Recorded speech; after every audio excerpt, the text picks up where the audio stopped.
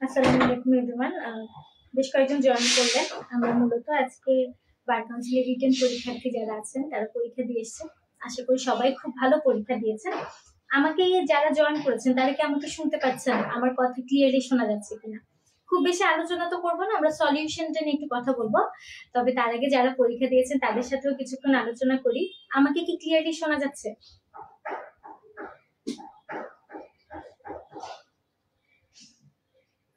আচ্ছা, জানতে পারলাম ক্লিয়ারলি শোনা যাচ্ছে।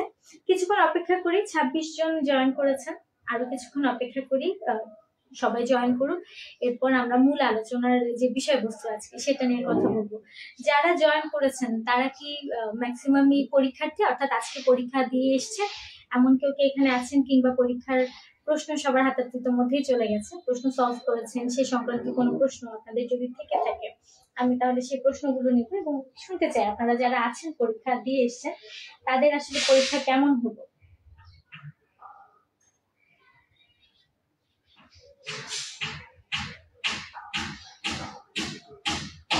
আমার ঘরের পাশে এখানে একটু কনস্ট্রাকশনের কাজ চলছে, তাই ধুমধাম কিছু শব্দ হবে আপনাদের, এটা একদমই আনকন্ট্রোলেবল।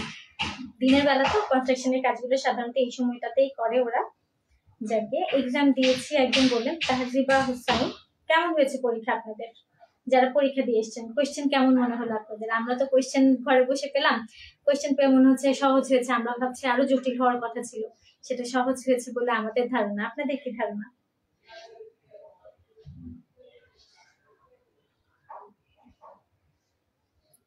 আচ্ছা, এক্সাম আলহামদুলিল্লাহ লিখেছেন একজন জসিমউদ্দিন খান। জসিমউদ্দিন ভাই, আপনার পরীক্ষা কেমন হলো? আপনার পরীক্ষার খাতা আমরা দেখেছি, আমাদের মডেল টেস্ট গুলোতে আপনি সবসময় দেখা যেত মেরিট লিস্টে থাকতেন। কেমন হলো পরীক্ষা? প্রশ্ন পেয়ে কেমন মনে হয়েছে দেখি শুনি আপনার কাছ থেকে একটু।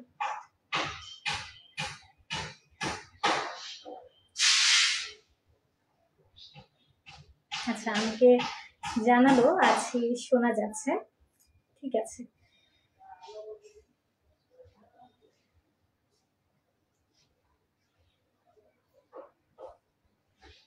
ভালো হয়েছে বললেন রমজান আলী। জয়েন হতে থাকুক সবাই, আমরা আলোচনায় যাব 3:05 থেকে, এখন 3:02 বাজছে। ঠিক 3 মিনিটস পরেই আমি ক্লাসে শুরু করবো। ক্লাস বলতে আজকের সমাধানগুলো নিয়ে একটু কথা বলবো, কোথায় কোন সেকশনগুলো লিখতে হতো, কোন ধারাগুলো লিখলে বেশি ভালো হতো, কোনগুলো না লিখলেও চলবে। বিশেষ করে আপনাদের প্রশ্ন থাকে প্রবলেমেটিক প্রশ্নগুলো নিয়ে, তো প্রবলেমেটিক প্রশ্নগুলো নিয়ে আমরা একটু আলোচনা করবো। এটাই আমার কাছে মনে হচ্ছে আপনারা যারা পরীক্ষা দিয়ে এসছেন তাদের পরীক্ষা বেশ ভালো হয়েছে। আমি আপনাদের প্রশ্ন, এই যে আপনাদের আমার হাতে আপনাদের এখন প্রশ্ন আছে, প্রশ্নটা দেখলাম আমি আমি আসলে ভেবেছি আপনাদের প্রশ্ন বেশ জটিল হবে। অত জটিল হয়নি যতটা জটিল আমরা ভাববো মানে ভেবে রেখেছিলাম। এবং আমাদের লিখিত ব্যাচের স্টুডেন্টসরা যারা আছেন তারা জানেন আমরা আপনাদের সহজ প্রশ্ন দিয়ে যেমন প্র্যাকটিস করিয়েছি, আমরা খুব কঠিন কঠিন প্রশ্ন করেও আপনাদের কিন্তু প্র্যাকটিস করিয়ে রেখেছিলাম, যাতে পরীক্ষার হলে গিয়ে স্ট্রেস না হয়ে যান, আপনারা স্ট্রেস হয়ে না পড়েন বা ভরকে না যান। তো দেখা গেল প্রশ্ন তুলনামূলক বেশ সহজই এসছে। আচ্ছা, একজন বললেন 6 নং প্রশ্নের, আমি প্রত্যেকটা প্রশ্ন নিয়ে আলোচনা করবো এবং উত্তর দিব। আর্গুমেন্ট ভালো হলে রেফারেন্স ভুল হলে কি ফুল মার্ক কাটে? ফুল মার্ক হয়তো কাটবে না, আপনি যে যৌক্তিকতা দিয়েছেন অর্থাৎ যে যৌক্তিকতা অনুসারে আপনি লিখে এসেছেন সেটা যদি প্রপারলি লিখে আসেন, অনেক সময় দেখা যায় ধারা ভুল লিখেছে কিন্তু ভেতরের কথাগুলো সঠিক, তো সেই সঠিক কথাগুলো যদি এক্সামিনারের চোখে পড়ে এবং রাইটলি আপনি ডিসক্রাইব করতে পারেন, হয়তো সেখানে 2 বা 3 পেতে পারেন। ফুল মার্কস পাবেন সেটা বলতে পারছে না, এই কথাগুলোর উত্তর কনক্লুসিভলি দেওয়াটা বেশ জটিল হয়ে যায়। জসিম ভাই বললেন ওনার পরীক্ষা ভালো হয়েছে, আমি বেশ আশাবাদী আপনাকে নিয়ে, ইনশাল্লাহ আপনি পাশ করে যাবেন এবার, সবাইকে নিয়ে আশাবাদী। উনি ওনার খাতা আমরা দেখেছি, উনি বেশ পুরনো স্টুডেন্ট আমাদের, তাই এইভাবে মেনশন করলাম আর কি, কারণ লাইভে অনেকে আছেন, সবাই যাতে বিষয়টা দিয়ে কিছু মনে না করেন। আচ্ছা, এক্সাম মোটামুটি ভালো হয়েছে গালিব ফাহিম বললেন। এরপর চলে আসি, সবাই কমেন্টস দেখছি, আস্তে আস্তে শুরু করবো আমি। আমার কাছে হয়তো আপনাদের কমেন্টস একটু দেরিতে এসছে, আমি আবারও ক্লাস শুরুর আগে বলে রাখছি আপনাদের, আমার এখানে কনস্ট্রাকশনের কাজ চলছে, তাই কিছুটা আওয়াজ, বহিরাগত আওয়াজ নিয়ে আপনারা বিরক্ত হতে পারেন, এটাকে ইগনোর করতে হবে। আমি চেষ্টা করছি যতটুকু সম্ভব স্পষ্টভাবে আপনাদের সাথে আলোচনা করার। চলে আসি আপনাদের প্রশ্নের প্রথম পার্ট, সিপিসি। ঠিক আছে, সিপিসি তে চলে আসি, দেখি সিপিসি তে কি বলছে। The Code of Civil Procedure 1908 এর অর্ডার 1 এবং রুল 10 এর আলোকে মোকদ্দমার যে কোনো পর্যায়ে আদালত কর্তৃক পক্ষসমূহকে কর্তন বা সংযোজন করার বিধান, একদম হেডলাইনটা তুলে দিল না। আদেশ 10 আদেশ 1 এর বিধি 10 আমরা কি করেছি, মোকদ্দমার যে কোনো প্রয়োজনে সেটা পক্ষগণের আবেদন ক্রমে কিংবা আদালত নিজেই কি করতে পারে, যে কোনো অপ্রয়োজনীয় যদি অগুরুত্বপূর্ণ কোনো পক্ষকে পক্ষভুক্ত করা হয় তাকে কর্তন করার নির্দেশ দিতে পারে, এবং পক্ষভুক্ত করা অর্থাৎ কাউকে যদি সংযোজন করতে হয় সেই ব্যক্তিকে সংযোজন করার আদেশও তিনি দিতে পারেন। এবং এই বিষয়টা খুব সুন্দর করে এক্সপ্লেনেশন দেওয়া আছে আদেশ 1 এর বিধি 10 তার উপধারা 1 এবং 2 দুটোই যদি আপনি সুন্দরভাবে এক্সপ্লেন করে আসতে পারেন, মেনশন করে আসতে পারেন, আশা রাখছি এটাতে একটা ভালো আপনি অ্যান্সার বা মার্কিং আপনি পাবেন। তাহলে প্রথমে আমি লিখি 1 এর ক, যারা মিস করে যাবেন তাদের হয়তো সহজ হবে ব্যাখ্যা করতে।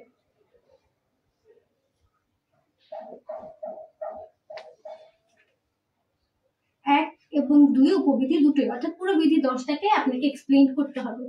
চলে আসি খ নাম্বারে, আমি একটা উত্তর করব এবং আপনাদের কমেন্টস দেখব, কমেন্টস গুলো খুব দেরিতে আসছে আমার কাছে, দেখি বারবার বেরিয়ে আবার চেক করতে হয়। চলে আসি আপনাদের প্রশ্নে।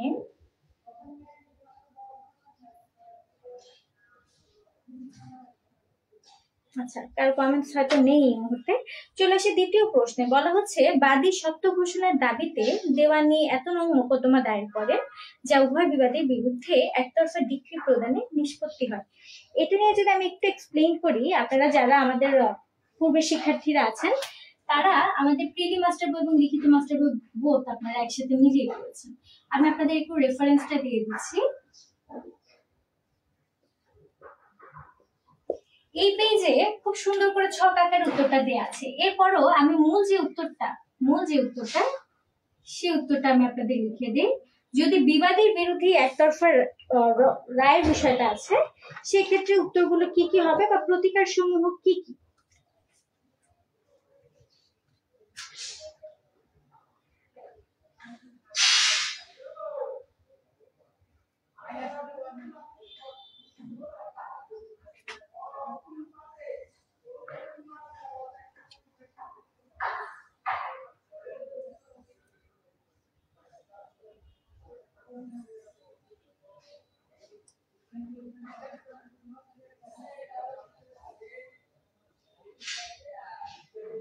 আমরা রিভিউর ক্ষেত্রে সময়সীমা জানি 30 দিন, তাই না? এক্ষেত্রে এই প্রতিকার সমূহকে আপনি 30 দিনে এক্ষেত্রে আপনাকে এই প্রতিকার সমূহ উল্লেখ করতে হবে।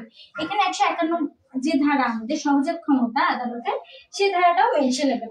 তাহলে আপনাদেরকে প্রশ্ন করা হলো একতরফা ডিক্রি প্রদানে নিষ্পত্তি হয়, এখন ক্ষতিগ্রস্ত যে বিবাদের ক্ষেত্রে প্রতিকার সমূহগুলো কি কি হবে সে বিষয়, সে সংক্রান্ত ব্যাপারে বলা হচ্ছে। আমাদের সাথে এখানে মারুফা ইয়াসমিন আপু আছেন। আপু, যদি কোনো ক্ষেত্রে আমি ভুল বলে দিই আপনি আমাকে অবশ্যই কমেন্টে সেটা বলে দিবেন, ঠিক আছে? মারুফা আপু আছেন, উনি আমাদের বিজ্ঞ সহকারী জজ, এবছর নিয়োগ পেলেন তিনি, তো ওনার কাছ থেকে আমরা শুনবো যদি আমার কোনো কিছু রং লিখতে করা হয়ে থাকে আর কি।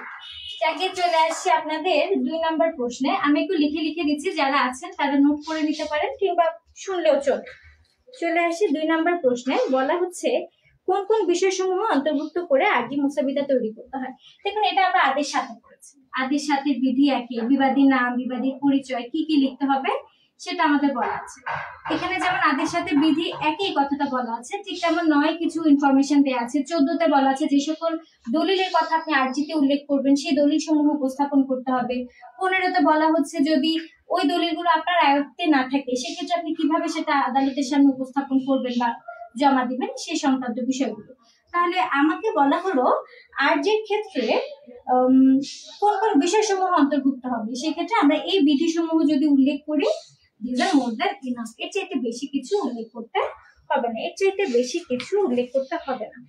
এখানে কি কেউ কোনো কমেন্ট করছেন? আমি কিন্তু এখন কোনো কমেন্ট দেখতে পাচ্ছি না। শামীম হাসান রাজু বলে ইজি হয়েছে প্রশ্ন। আচ্ছা, খ নাম্বার প্রশ্ন যেহেতু একটু ব্যাখ্যামূলক, আমি সেটা আপনাদের আলোচনা করব। দেখুন, এখানে বলা হচ্ছে মামলা দায়েরের পরবর্তী ঘটনা প্রবাহে আরজিতে বাদী দাবিকৃত সুস্পষ্ট প্রতিকারকে প্রভাবিত করতে পারে কিনা। অর্থাৎ বাদী যদি পরবর্তীতে কোনো সুস্পষ্ট প্রতিকার নিয়ে আসে সেক্ষেত্রে এটা কি ধরনের প্রভাব ফেলতে পারে। মূলত আমরা যখন আরজি পড়েছি আমরা জানি এখানে অ্যামেন্ডমেন্ট করা সম্ভব। যদি আমি নতুন 2 মিনিট অপেক্ষা করি, খুব আওয়াজ। আচ্ছা, চলে আসি মূল কথায়। আমরা যেটা পড়েছি অ্যামেন্ডমেন্টের ক্ষেত্রে, আমরা পড়েছি অ্যামেন্ডমেন্টের জন্য সুস্পষ্ট কোনো বিষয় যদি পরবর্তীতে সংশোধনের মাধ্যমে আনা যায় সেটা সম্ভব। কিন্তু আমরা আদেশ 7-এর বিধি 17 যখন আমরা পড়ছিলাম আমরা এটাও পড়েছি, সেখানে অ্যামেন্ডমেন্টটা এমন হতে পারবে না যার মাধ্যমে বাদী বা বিবাদী কোনো ব্যক্তি ক্ষতিগ্রস্ত হতে পারে। অর্থাৎ নতুন কোনো কিছু এডিশনের মাধ্যমে বা সংশোধনের মাধ্যমে কোনো পক্ষকে ক্ষতিগ্রস্ত করা যাবে না, কোনো পক্ষকে ক্ষতিগ্রস্ত করা যাবে না। তাহলে আমি বলতে পারি যদি কোনো পক্ষ ক্ষতিগ্রস্ত না হয় সেক্ষেত্রে অ্যামেন্ডমেন্টের মাধ্যমে যদি সুস্পষ্ট কোনো প্রতিকার ঘটনা প্রবাহে দাবি করা হয়ে থাকে সেক্ষেত্রে এটা কোনো প্রভাব ফেলবে না। তবে প্রভাব ফেলতে পারে যদি সেটা বাদী বা বিবাদীকে ক্ষতিগ্রস্ত করে এবং মামলায় নতুন কোনো কিছু এডিশন করে যেটা পরবর্তীতে মামলার কোনো পক্ষকে ক্ষতিগ্রস্ত করতে পারে। ঠিক আছে, একজন বললেন সামনে গিয়ে যান। আচ্ছা, মিলানো দরকার আছে, ঠিক আছে। তাহলে আমি এই ব্যাখ্যাটা দিলাম 2-এর কতে। এবার আমি উপরের কথাটা মুছে দিই, আমার মনে হয় এর বাইরে আর আপনাদের দরকার নেই। 3 নাম্বার প্রশ্ন এসআরএ খুবই সহজ আসছে প্রশ্ন। এসআরএ এত সহজ আসবে আমি ভাবিনি।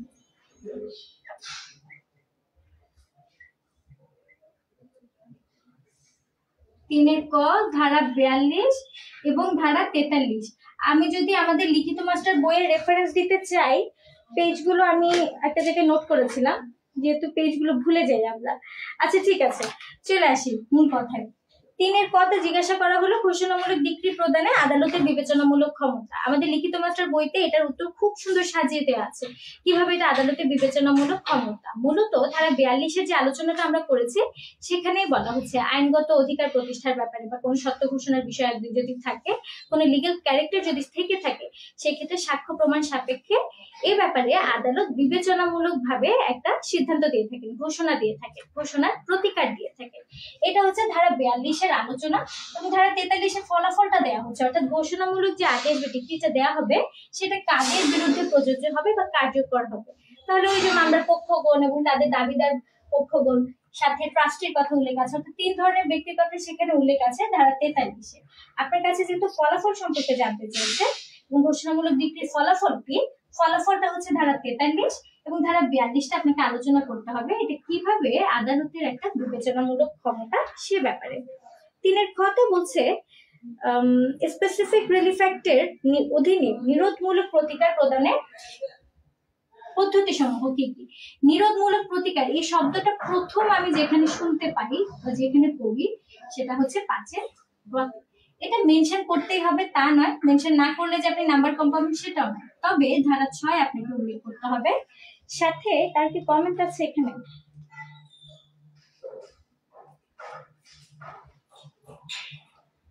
আচ্ছা,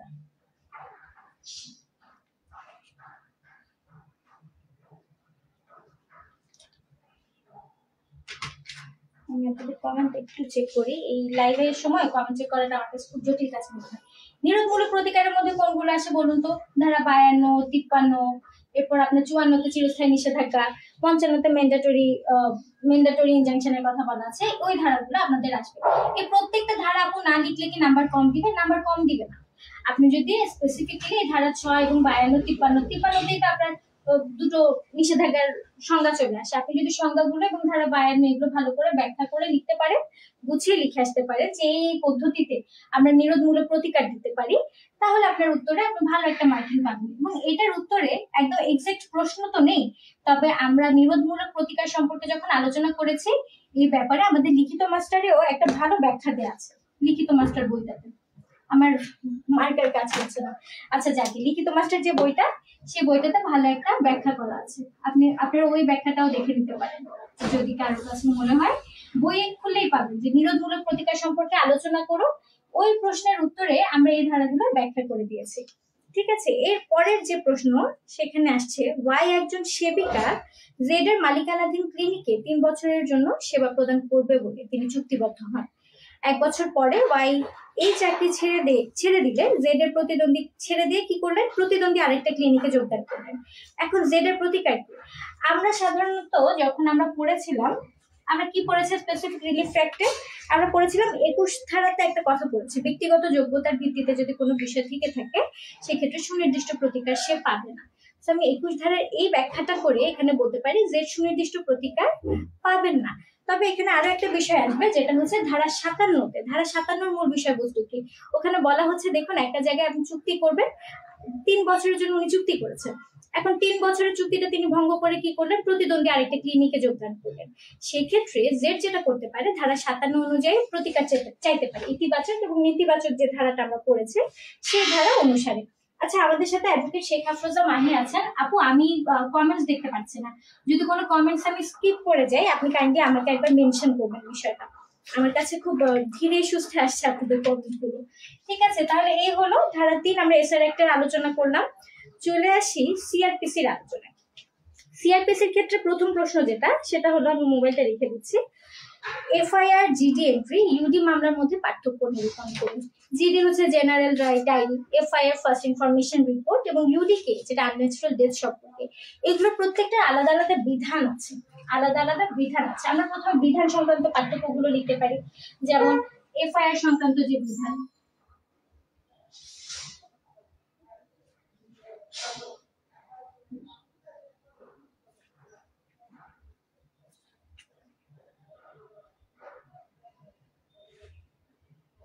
এখানে একটা বিপি ফর্মের কথা উল্লেখ করা আছে। আমি যদি ভুল না করি এটা সম্ভবত 27, আমি ভুল লিখেছিলাম একটু দেখি, আর খাতায় মেনশন করা ছিল না, ঠিক আছে, বিপি ফর্ম 27, এখানে বিপি ফর্ম 65। এবং এটা ছাড়া আপনারা এফআইআর কখন, জেনারেল ডায়েরিতে যে পুরো বিস্তারিত বিষয়গুলো লেখা থাকে, সাক্ষী নাম, সাক্ষার সময় থেকে শুরু করে জিডি সম্পর্কে আমরা যা জানি, ওই সংক্রান্ত বিধানগুলো নিয়ে একটা পার্থক্য আপনারা লিখতে পারেন এই ক্ষেত্রে, এই সেকশন গুলো মেনশন করে।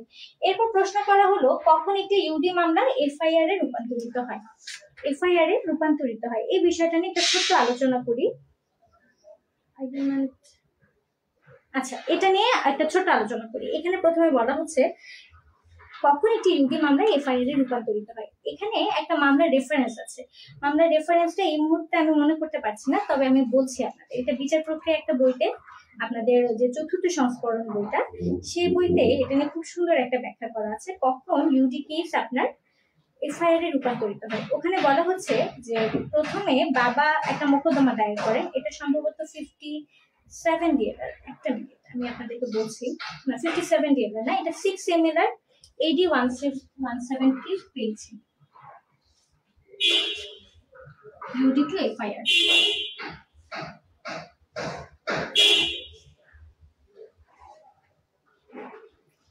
6 এমএলআর এর একটা কেসে এখানে বলা হচ্ছে প্রথমে বাবা তার সন্তানের, তার মেয়ের মৃতদেহ নিয়ে তিনি একটা কমপ্লেন দায়ের করেন, যেটা প্রথমে তিনি বলেছেন বিষ পানের মাধ্যমে তার সন্তান মৃত্যুবরণ করেন। তাহলে আনন্যাচুরাল ডেথ আমরা 174 এ পড়েছি, আনন্যাচুরাল ডেথ বলতে আত্মহত্যা কিংবা অ্যাক্সিডেন্টাল কেসগুলোকে ইউডি কেস হিসেবে গণ্য করা হয়।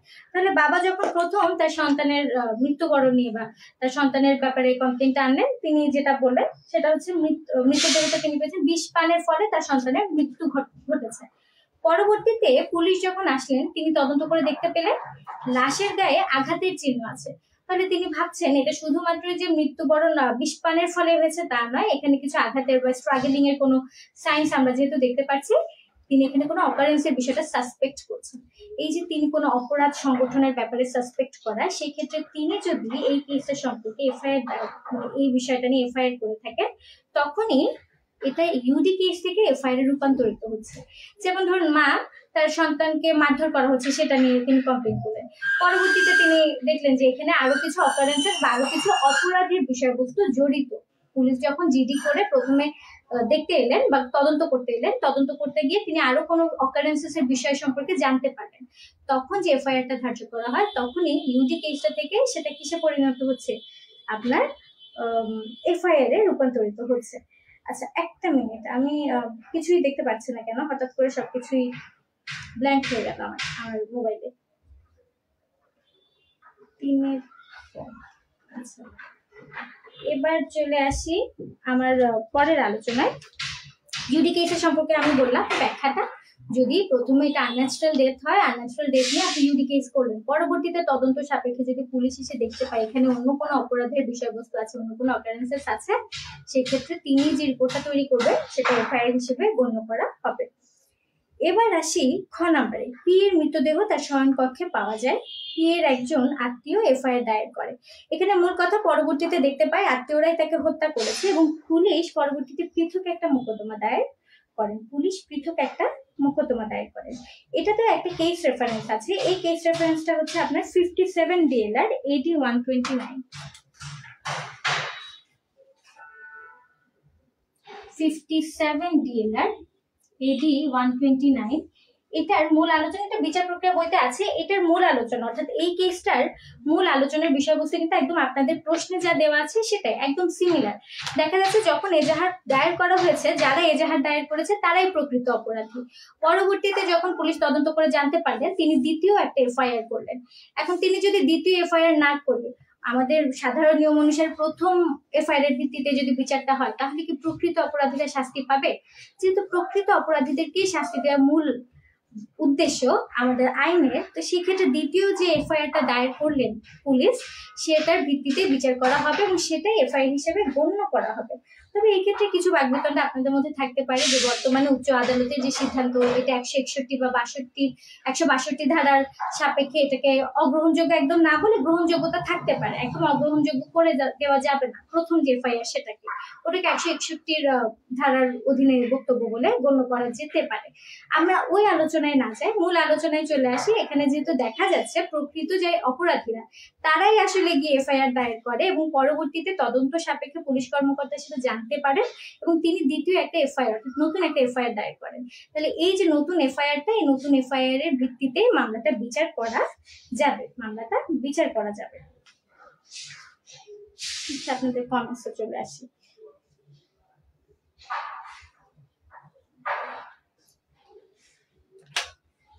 কেসের নাম রাষ্ট্র বনাম জিল্লুল বাড়ি, হ্যাঁ সেটাই। এরপর আর কারো কমেন্ট দেখতে পাচ্ছি না। আই এম ওয়াচিং 27 কি নিয়ে। আচ্ছা এরপর চলে আসি আপনাদের 5 নম্বর প্রশ্নে। The code of criminal procedure 1898 এর অধীনে কোন দণ্ডাদেশের বিরুদ্ধে আপিল চলে না? আপিল সংক্রান্ত বিধানগুলো আমরা মূলত সিআরপিসি এর 404 ধারা থেকে পড়েছি, তাই না? এখন আমরা যেটা করবো সেটা হচ্ছে 412, 13 এবং 14। 412-তে বলছে যখন দোষ স্বীকার করা হয় সেক্ষেত্রে আপিল চলে না। 413-তে বলছে তুচ্ছ মামলার ক্ষেত্রে। এরপর 414 ধারায় বলা হচ্ছে সামারি ট্রায়ালের ক্ষেত্রে। 260 ধারায় যে সামারি ট্রায়াল হয়ে থাকে ওই সকল মোকদ্দমার ক্ষেত্রে আপনার কি হবে না, আপিল চলবে না। এই ধারাগুলো আপনাকে ব্যাখ্যা করতে হবে। চলে আসি 5-এর খতে। ওয়াই এর আয়কর পরিশোধের জন্য আয়কর আইনজীবী এক্স টাকা গ্রহণ করে, পরবর্তীতে এক্স উক্ত টাকা আত্মসাৎ করে। ওয়াই দণ্ডবিধি, আচ্ছা এটা একটা মুসাবিদা, এখানে মুসাবিদা তৈরি করতে বলেছে, তাই এটা নিয়ে আর আলোচনা করবার মতো কিছুই নেই। চলে আসছি 6 নম্বর প্রশ্নে, পেনাল কোডের আলোচনায়। আমরা আপনাদের এই প্রত্যেকটা প্রশ্নের উত্তর সলিউশন আমরা খুব দ্রুতই আমাদের অফিসার যারা আছেন তারা আমাদের গ্রুপে, মেইন গ্রুপে আপলোড করে দিবে, তাই এই লেখার বিষয়টা নিয়ে খুব একটা বেশি গুরুত্ব দেওয়ার দরকার নেই, কিছুক্ষণের মধ্যেই আপনারা পেয়ে যাবেন। চলে আসি পেনাল কোডের মিথ্যা সাক্ষ্য দান এবং মিথ্যা সাক্ষ্য সৃষ্টি করা নিয়ে 191 এবং 92 ধারা। এটা আমাদের লিখিত মাস্টার যে বইটা আছে কত নম্বর প্রশ্ন? 6 লিখিত মাস্টার বইয়ের 467 পেজ আছে। 467 পেজে খুব সুন্দর পাঠ্যক্রমটা লিখে দেওয়া আছে, আপনারা সেখান থেকে পড়ে নিলেই পারবেন। এছাড়া আমি তো ধারাভিত্তিক বলেই দিলাম। এবার আসি ক্ষয়ের কথা বলছে।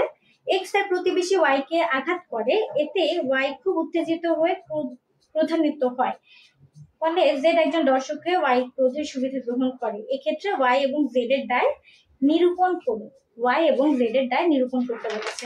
দেখে আপনারা এটার উত্তর কি দিয়েছেন?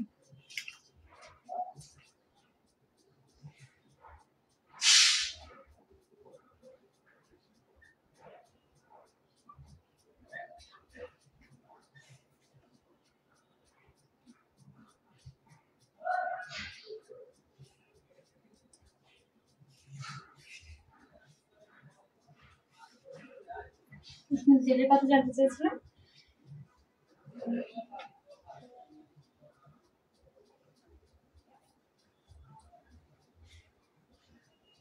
এটা হচ্ছে আপনাদের 6 যে খ নাম্বার প্রশ্ন, সে খ নাম্বার প্রশ্নের উত্তর।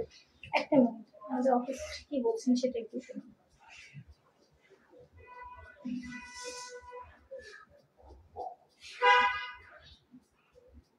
আচ্ছা, একজন জিজ্ঞাসা করলেন কোর্টের ক্ষেত্রে, কোর্টের বিষয়টা রিভিশনের ব্যাপারে।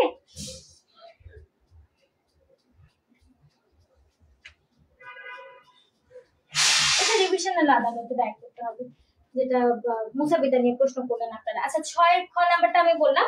এখানে বলা হচ্ছে, দেখুন ধরো 38টা আসবে, 38 ধারা কেন আসবে এটা ব্যাখ্যা করবার কোনো কিছু নেই, ওয়াই এবং জেড একত্রে ছিল।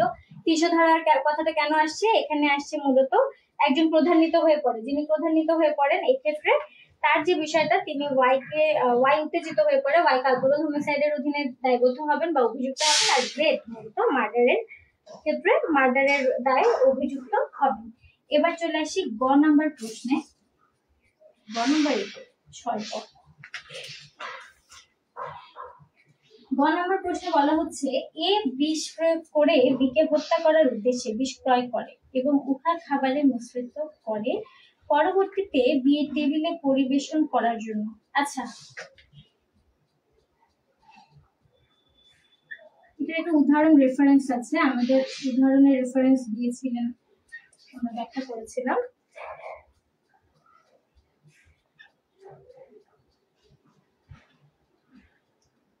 একদম ডিরেক্ট উদাহরণ থেকে এসেছে, আপনার উদাহরণটা পড়লে এটা মূল উত্তরটা পেয়ে যাবেন। 6 গ। এবার চলে আসি ধারা 7। 7 গুলো লিখতে হবে বলে মনে হচ্ছে না। দুষ্কর্মের সহায়তা 107 এবং 108 ধারা। চোরাই মাল সংক্রান্ত বিধান 410। মিথ্যা পরিচয় দানের মাধ্যমে প্রতারণা 419। অনিষ্ট সাধন 425।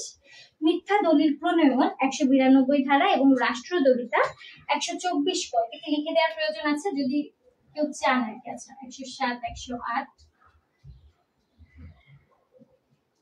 আচ্ছা 410,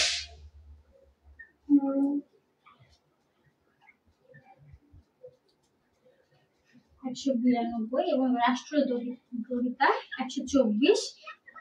এটা হচ্ছে 7 ক এর উত্তর। ঠিক আছে, 7 ক এর উত্তরটা আমি দিলাম। এর এখানে কক্ষ দিয়ে দিয়েছে। 4টি বিষয় জানতে চেয়েছে, আমি সবগুলোর উত্তরই আপনাদের প্রোভাইড করলাম।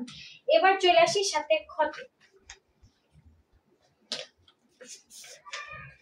38 উল্লেখ না করলে কি প্রশ্ন হবে না? না, অবশ্যই হবে। আপনি যদি 300 ধারার এই বিষয়টাকে ব্যাখ্যা করে আসতে পারেন, প্রপারলি লিখে আসেন এই ফর্মটা, তাহলে আপনি নাম্বার পাবেন। 38 ধারাটা উল্লেখ করলে একদম ফুললি অ্যান্সার হয় আর কি।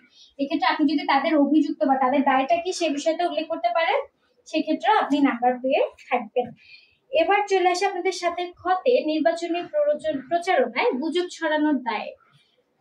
আচ্ছা, 5 জন বেআইনি সমাবেশের ব্যাপারে এবং 304 ধারায় বলা হচ্ছে, এটা একটু মুছে দিয়ে আপনাদের সাথে খ যেটা, এটার উত্তর হবে 149 ধারা এবং 304 ধারা। 149 ধারা এবং 304 ধারা কালপ্রবণ হোমিসাইড।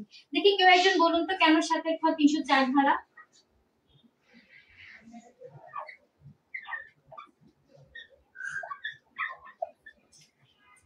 একশো 149 এবং 304 ধারা।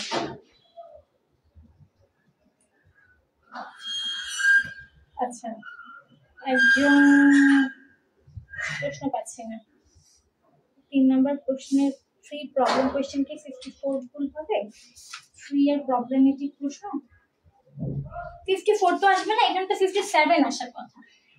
আমরা 57 একদম ডিরেক্টলি এই সংক্রান্ত উদাহরণ করেছি না, একদম উদাহরণ থেকেই তো বলা যায় দিয়ে আসছে। এখন ভুল হবে কিনা বলতে 54 ভুল হবে, এটা 57 এ আসার কথা। আপনার ব্যাখ্যা অনুসারে যদি যুক্তি সাপেক্ষে রাইট হয় সেক্ষেত্রে আলাদা ব্যাপার। আচ্ছা, সাক্ষ্য এক্সেপশনের বিষয়, যেহেতু এক্সেপশন আছে তাই 304 ধারায় সে অভিযুক্ত হবে। চলে আসি 8 নম্বর প্রশ্নে। 8 নম্বর প্রশ্নের কথা বলা হচ্ছে এভিডেন্স অ্যাক্ট নিয়ে। খুব সহজ প্রশ্ন, 115 এবং 116 ধারা ওরা লিখে দিয়েছে, আপনারা জাস্ট ধারাগুলো ব্যাখ্যা করতে হবে এখানে। এরপর বলা হচ্ছে সি কে হত্যার দায়ে বি অভিযুক্ত হয়। বি দাবি করে মানসিক অপ্রকৃতস্থতার কারণে, তার মানে সে একটা জেনারেল এক্সেপশন চাচ্ছে। আর জেনারেল এক্সেপশনের ধারা এবং প্রমাণের যে কথাটা সেটা আমরা পড়েছি ধারা 105 এর জেনারেল এক্সেপশনের বিষয়টা। এরপর চলে আসি 9 নম্বর প্রশ্নের কতে oral evidence must be direct. ধারা 60 এ একদম ব্যাখ্যা করা আছে ভালোভাবে।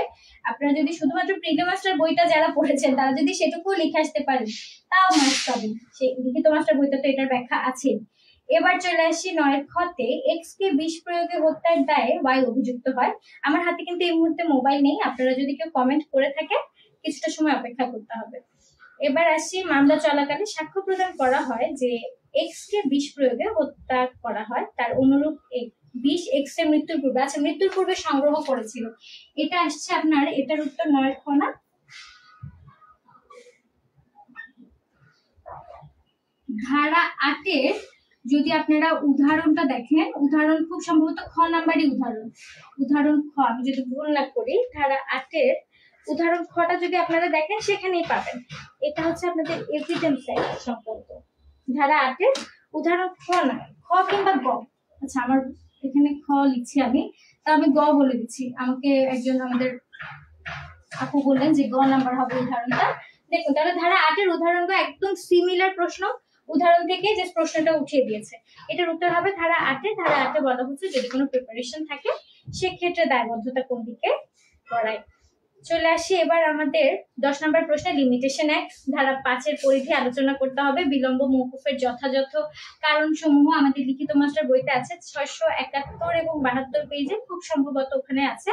এছাড়াও বিলম্ব মওকুফের মানে সাফিসিয়েন্ট কজেস গুলো কি, কৌশলের ভুল, তারপর গুরুতর অসুস্থতা, আইনজীবী ভুল, এগুলো হচ্ছে আমাদের সাফিসিয়েন্ট কজেস। এবার চলে আসি খতে বিশেষ আইন সমূহের ক্ষেত্রে 5 ধারার প্রয়োগ সম্পর্কে আলোচনা করুন। আপনার 5 ধারার বিশেষ আইনের ক্ষেত্রে 5 ধারার প্রয়োগ কোথায় কোথায় বলা আছে এটা নিয়ে আমাদের লিখিত মাস্টার বইতে খুব সুন্দর উত্তর করা আছে। বিশেষ আইনের ক্ষেত্রে 5 ধারার প্রয়োগ বা পরিধি, এটা ছাড়াও এখানে আরো একটা রেফারেন্সের সেকশন আসবে, সেটা হচ্ছে ধারা 29, যেখানে স্পেসিফিক্যালি মেনশন করা আছে। চলে আসি এটা প্রবলেমেটিক প্রশ্ন।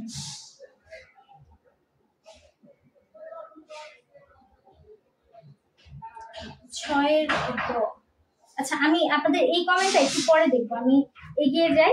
এবার আসি সাথী আপু বলেন আপু 304 149 আরো দুটো সেকশন দিয়েছি, গুড টু গো, কোনো সমস্যা নেই, ভুল সঠিক লিখলেই হলো।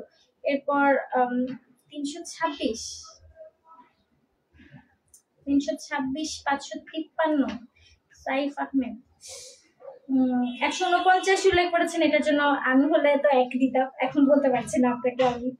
এবার চলে আসি আপনাদের আর কারো প্রশ্ন দেখতে পাচ্ছি না, আর কারো প্রশ্ন আমার কাছে আসেনি, উত্তরে চলে যায়। 10 খতে লিমিটেশন অ্যাক্টে এখানে বলা হচ্ছে ডিক্রি প্রদান করেন গত 15/5/2025 পরবর্তীতে তিনি অনুলিপি প্রাপ্ত হন এবং সর্বশেষ তারিখ পর্যন্ত আপিল দায়ের করার যে বিষয়বস্তু।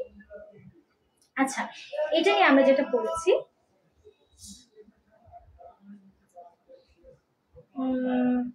চলে আসি লিমিটেশন অ্যাক্টের অ্যান্সারে।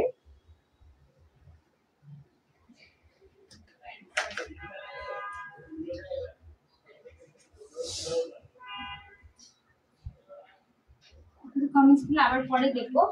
এখানে এটাতে যেহেতু ডিক্রির বিষয়বস্তু সম্পর্কে আমি কি জানি ধারা 12তে কি বলেছে, অনুলিপি প্রাপ্ত হয় যতদিন পর্যন্ত সেই সময়টা আমাদের তামাদি থেকে বাদ যাবে, তাহলে 22/5/2025 পর্যন্ত সময়টুকু আমাদের বাদ যাবে। 22/5/2025 পর্যন্ত যে সময়টা, সেই সময়টা আমরা তামাদি গণনা থেকে বাদ দিব এবং পরবর্তীতে বলা হচ্ছে আপিল দায়েরের জন্য।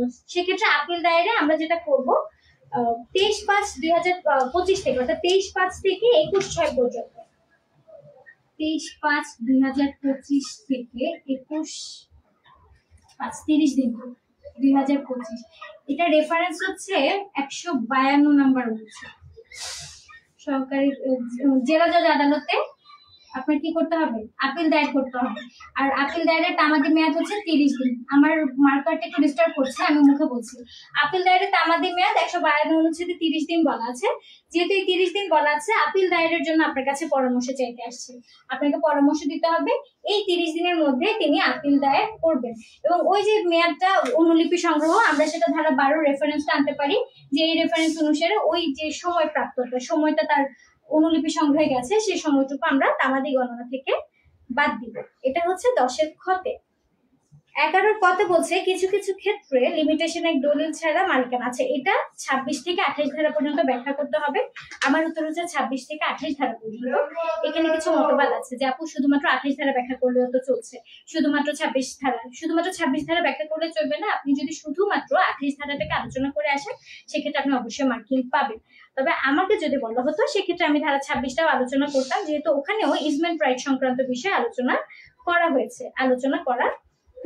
এবার চলে আসে 11 খতে তামাদি মেয়াদ গণনার ক্ষেত্রে প্রতারণার ফলাফল, ধারা 18। এরপর এখানে খাস দখলের একটা বিষয় বলছে 2020 সালে 9/7/2020 তিনি সুস্থ হন। তার সময়সীমা শুরু হয় 2008 থেকে। তাহলে যে সময়টা তিনি অপ্রকৃতস্থ ছিলেন, আমরা জানি অপ্রকৃতস্থের যে সময়টা, সেই সময়টা আমাদের তামাদি গণনা থেকে বাদ যায়। তাহলে তামাদি গণনা থেকে বাদ যাওয়ার পরে তিনি যেদিন থেকে সুস্থ হলেন, সেদিন থেকে তার তামাদি গণনা শুরু হবে। আর খাস দখলের মামলা 142 অনুচ্ছেদে আমরা জানি 12 বছর। তাহলে যেহেতু সত্য সাব্যস্তে খাস দখল, ধারা 8 এবং 142 লিমিটেশন, হ্যাঁ, ধারা 8 এবং অনুচ্ছেদ 142। আচ্ছা, মুখে বলছি, এই মার্কারগুলো ডিস্টার্ব করছে। ধারা 8 এবং 142 অনুচ্ছেদ। এবার চলে আসি bar council order. Bar council order আমার ক্লাস যারা করেছেন, দেখুন তো একদম বরাবর খুব সুন্দর করে চলে এসছে কিনা। এবং কিছুদিন আগেও আপনারা যারা মডেল টেস্ট পরীক্ষা দিয়েছেন, আমরা কিন্তু প্রশ্ন করেছিলাম ট্রাইব্যুনালের গঠন এবং কার্যাবলী সংক্রান্ত বিষয় নিয়ে। চলে আসি, it is the duty of an advocate to maintain towards the court a respectful attitude. এটার উত্তর হচ্ছে অধ্যায় 3 বিধি 1। অধ্যায় 3-এর বিধি 1, ওই বিধিটাকে আলোচনা করলেই চলবে, অনেক বেশি আলোচনা করতে হবে না। 5 নম্বর মূল্যমান, যেহেতু আপনার অনেক অতিরিক্ত লিখতে হবে, এর প্রয়োজনীয়তা নেই। এরপর আসছে ট্রাইব্যুনালের গঠন ও কার্যাবলী। ধারা 33-এ গঠন বলা হচ্ছে, 34-এ অভিযোগ দায়েরের ক্ষেত্রে কি কি করতে হবে, পুরো পদ্ধতি। 35 ধারায় বলছে দেওয়ানি আদালতের যেমন এখতিয়ার আছে, ট্রাইব্যুনালেরও ঠিক একই এখতিয়ার। তিনিও ঠিক সেইভাবে সাক্ষী ইস্যু করা, কমিশন ইস্যু করা, দলিল উপস্থাপনে বাধ্য করার বিষয়টা বলা আছে, ওগুলো আপনাকে উল্লেখ করতে হবে। এরপর চলে আসে 13 নম্বর প্রশ্নে, আইনজীবীর পেশাগত দক্ষতা ও শৃঙ্খলা রক্ষার ক্ষেত্রে ভূমিকাকে কিভাবে মূল্যায়ন করবেন। আমাদের লিখিত মাস্টার বইয়ের 724 পেজ, লিখিত মাস্টার বইয়ের 724 পেজে খুব সুন্দর এটার উত্তর দেওয়া আছে। এবার চলে আসি খ নম্বরে।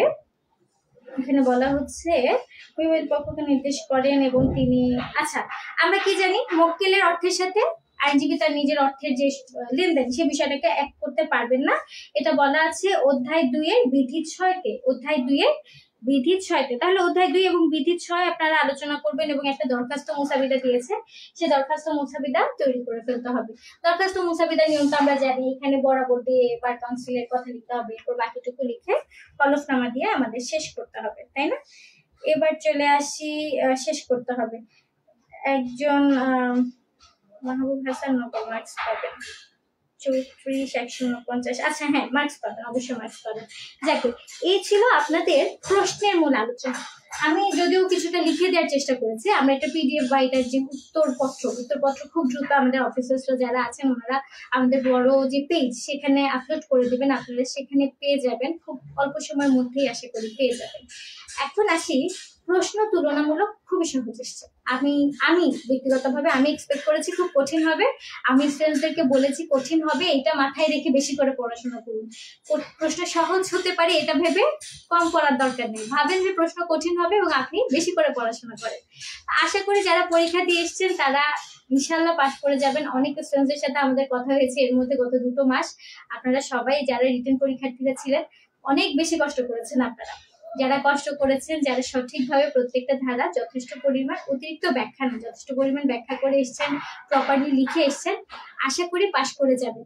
তাই যতক্ষণ পর্যন্ত রেজাল্ট আসছে না, রেজাল্ট আসার আগেই কেউ হতাশাগ্রস্ত হয়ে পড়েন, এটা আমি আসলে মানা করি। রেজাল্ট আসুক তখন হতাশ হন, যদি ওই মুহূর্তে পাশ না করে যে ওই মুহূর্তে দুঃখটা তখনের জন্য জমা রাখুন। এখন দুঃখ দুর্দশায় ভোগার কোনো কারণই নাই। হতে পারে পাশ করে গেছেন, আপনি যতটুকু ব্যাখ্যা করেছেন সেটার জন্য আপনাকে মার্কিং দেওয়াও হতে পারে। এই বিষয়গুলো একদম কনক্লুসিভলি বলা যায়, আনলেস এন্ড আনটিল আপনি একদম পুরো প্রশ্নের উত্তরে ভুল লিখেছেন। যদি একদম পুরোটা ভুল লিখেন সেক্ষেত্রে তো নাম্বার কাটা যাবে। আপনি যদি ব্যাখ্যা সাপেক্ষে সুন্দরভাবে গুছিয়ে আসতে পারেন, মার্কস তো আপনি অবশ্যই পাবেন। আমরা সবাই আপনাদের বলছিলাম অনেকগুলো মুসাবিদা আসতে পারে, দেখুন খুব একটা বেশি মুসাবিদাও আসেনি, একদম বই থেকে বা আলোচনার সাপেক্ষে মানে আলোচনামূলক প্রশ্ন আপনাদেরকে এবার দেওয়া হয়েছে। এর আগের বারের প্রশ্নটা কিন্তু এটার তুলনায় অনেক বেশি কঠিন ছিল, মুসাবিদা আর মুসাবিদা। তো আমি আশা করছি যারা পড়েছেন, যারা সুন্দরভাবে গুছিয়ে লিখে এসছেন, আশা করি সবাই পাশ করে যাবেন। আপনাদের সবার জন্য অনেক অনেক দোয়া রইল, আপনারা অনেক কষ্ট করেছেন। এখন এটা নিয়ে আর কেউ দুশ্চিন্তা করার দরকার নেই, যেহেতু পরীক্ষা দিয়ে পার হয়ে গেছেন, এখন সবাই একটা দিন রেস্ট নিন। সবাই কি করবেন এখন, একটু সবাই চিল করেন। আমরা যেটা বলি যে এখন একটু নিজেকে রেস্ট দিই, একটু মাইন্ড ফ্রেশ করুন। পরীক্ষায় পাশ করবো কি করবো না, হয়তো এবারও শেষ হয়ে যাবে, এবারও আর পাচ্ছি না, এইসব দুশ্চিন্তা আগে ভাগে করার দরকার নেই। আগে পরীক্ষাটা রেজাল্ট আসুক, এরপর আপনি তখন ভাববেন যে কি করা যেতে পারে। এখন আপনার এসব নিয়ে ভাবার একদমই প্রয়োজন নেই। তবে আমি বিশ্বাস করি যারা আছেন তারা সবাই পাশ করে যাবেন, যারা পরীক্ষা দিয়েছেন। আমি এখানে আর তেমন কোনো কমেন্ট দেখতে পাচ্ছি না, আগের কমেন্টস গুলোই আমার কাছে বারবার আসছে। এটা হতে পারে আমার নেটওয়ার্কের কোনো একটা ইস্যু। আচ্ছা, একজনের কমেন্ট দেখতে পেলাম মাত্র, হাসনাহিনা রোজি। উনি বলেন বিধি ভুল হয়েছে, বার কাউন্সিলে মার্কস দিবে। বিধি ভুল হয়েছে, আপনি ওই যে আমি বললাম, ধরুন অনেক সময় হয় কি যে আমরা বিধিটা ভুল লিখি, এটা নাম্বার কাটাও যেতে পারে। কিন্তু যদি এক্সামিনারের চোখে আপনার এক্সপ্লেনেশন আপনি প্রপারলি সুন্দরভাবে গুছিয়ে পয়েন্ট আকারে লিখে আসতে পারেন, সেক্ষেত্রে আপনি 2 বা 3 বা 2 পেলেও পেতে পারেন। একদম আমি এই ধরনের বিষয় নিয়ে কনক্লুসিভ উত্তর কখনো দিই না যে আপনি মার্কিং পাবেনই না, একদম পুরোটা কেটে দেওয়া হবে, এ ধরনের কনক্লুসিভ অ্যান্সার দেওয়া যায় না। যেহেতু আপনার যদি ব্যাখ্যা সঠিক থাকে, হয়তো 1 বা 1.5 বা 2 নাম্বার পেলেও পেতে পারেন। আর যারা সঠিক বিধি দিয়েছেন তারা তো অবশ্যই নাম্বার পাবেন। এরপর আমি আর কারো প্রশ্ন দেখতে পাচ্ছি না। আচ্ছা, একজনের প্রশ্ন পেয়েছি, 11B ক্লিয়ার করেন প্লিজ। 11B তে কি আছে? লিমিটেশনে 11B। আচ্ছা, এখানে তো বললাম ধারা 8 এবং 142 অনুচ্ছেদ। কেন 142 অনুচ্ছেদ ধারা 8? দেখুন এখানে প্রথমে বলছে তিনি অসুস্থ ছিলেন, এরপর 2020 সালে এসে সে সুস্থ হলো। যতদিন পর্যন্ত সে বৈধভাবে অপ্রকৃতস্থতার যে বিষয়টা, সেটা আমরা কি জানি, লিগ্যাল ডিসএবিলিটি সম্পর্কে জানি। তাহলে যখন থেকে তিনি সুস্থ হলেন তখন থেকে তার বিরুদ্ধে তামাদি গণনা শুরু হলো। আর খাস দখলের মামলা তামাদি মেয়াদ 12 বছর। তাহলে আমি তখন সত্য সাব্যস্তে যেহেতু খাস দখলের মামলা, সেটা ধারা 8 এবং 142 অনুচ্ছেদটা উল্লেখ করব। 142 অনুচ্ছেদটা উল্লেখ করব। এরপর একজন বলেন অধ্যায় দিয়েছি বিধি দেইনি, সমস্যা নেই, নাম্বার পাবেন, এটাতে কেটে দেওয়া হয় না। এরপর 57 ধারা ব্যাখ্যা দিয়েছি, নাম্বার পাবেন, আশা করছি নাম্বার পাবেন। তারেক আজিজ 34304, এটা কোন প্রশ্নের উত্তর আপনি দিয়েছেন? আচ্ছা, এরপর আর কারো প্রশ্ন?